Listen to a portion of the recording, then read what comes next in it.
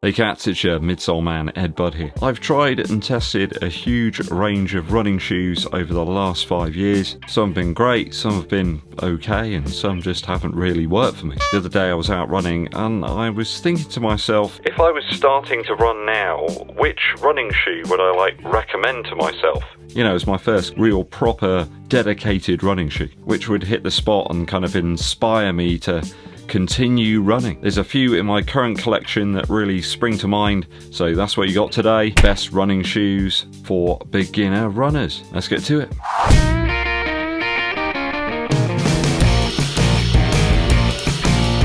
Thanks for joining me on the channel. It's always appreciated. If you're new here, hit that subscribe button and the bell for notifications too. Give us a thumbs up, like, and drop us a comment for the algorithm. Dankeschön.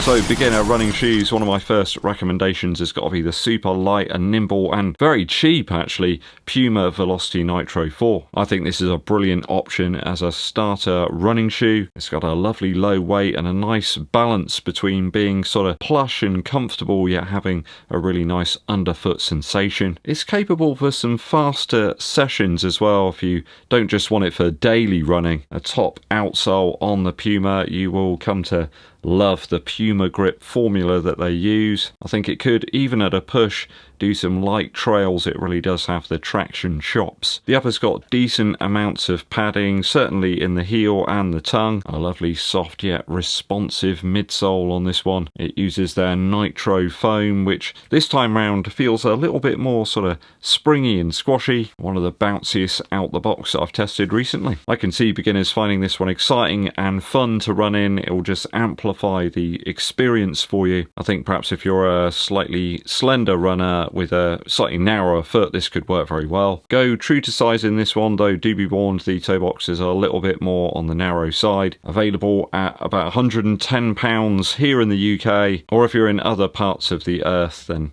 it's 110 Earth credits. So that's my first recommendation from Puma, the Velocity Nitro 4.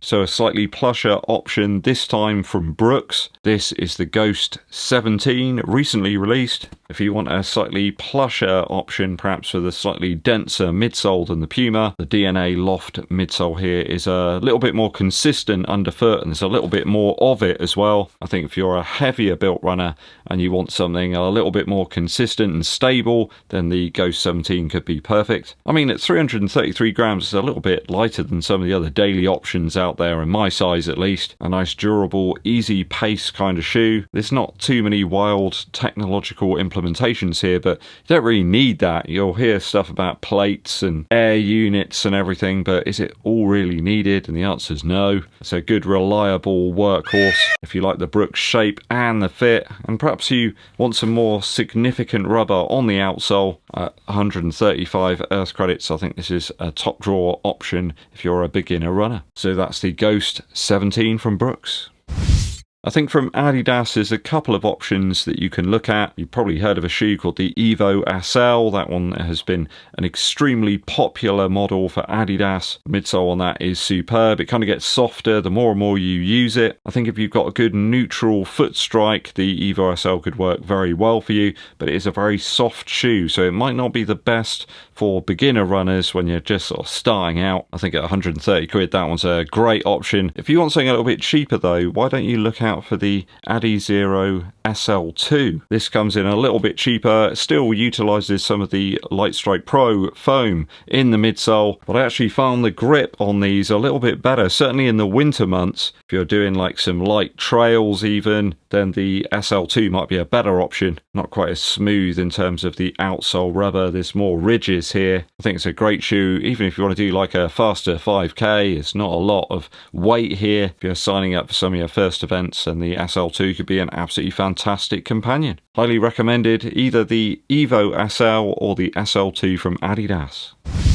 From ASICS this time I've got the Cumulus 27. A lot of people might say, well, heck, why haven't you just said go and buy the Nova Blast. Well, I think that's a little bit too soft perhaps for some beginner runners. I think the Cumulus 27's got a really good balance between being sort of soft and cushioned, but yeah, still a little bit more responsive and consistent in the midsole. The pure gel section that's hidden away in the heel here adds that stability if you've got perhaps a heel strike, and you can pick these up for as little as 75 Earth credits here in the UK at the moment on discount. I think it's a great balance between kind of weight and nimble sort of nature to the shoe. The Flight Foam Blast Plus here in the midsole's got a nice sort of engaging quality about it. Great if you're running on roads or concrete. Perhaps avoid using it if you're going to do any trail runs or anything with debris. The outsole is a kind of softer rubbery foam, and I don't think it's quite as well suited for that. Good weight here though without it feeling too bulky or plush on foot. I've always thought this is a really good alternative if the Nova Blast is just too soft for you. If you're on a daily type shoe, then the Cumulus 27's a great bet. I think if you want a little bit of light guidance here in your shoe, then as a beginner I think you could do far worse than the Cumulus 27 from ASICS.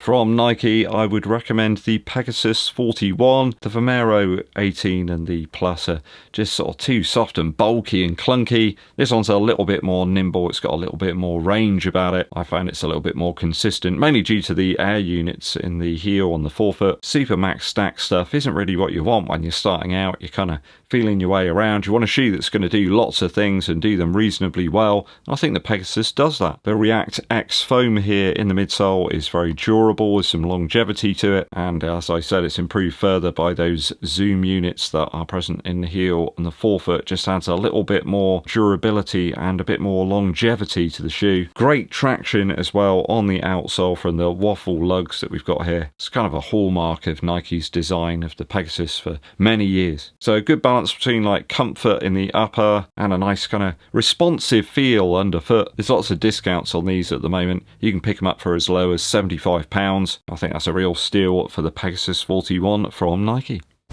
Last up in my recommendations for beginner runners is the Saucony Ride 18. Just in hand, you can really feel this is like the lightest shoe that we've had on the video today. A lovely simple upper design, very few overlays here at all to add extra weight. No foolish like pull tabs or anything. You can often find these for about £87 here in the UK, and I think that's a great price. This will do lots of things and do them very well. The Ride 18 isn't quite as stacked as some of the other shoes you might find out there at the moment, but I think here you get a good sort of weight to cushion balance. Nice low profile outsole as well. There's lots of ridges here, but there's a nice gnarly pattern to them. It's quite aggressive in fact. Brilliant for roads, paths and pavements. Power Run Plus in the midsole. It's not the most compressive or squashy, but it delivers a nice amount of energy return here, which I think is ideal for a beginner. If you're doing those daily miles, the shorter sessions, you don't need a huge stack there or a super shoe to get those under your belt. They can feel like platform shoes at times, and certainly the Ride 18 doesn't feel like that. So that's my final recommendation for you from Saucony, the Ride 18.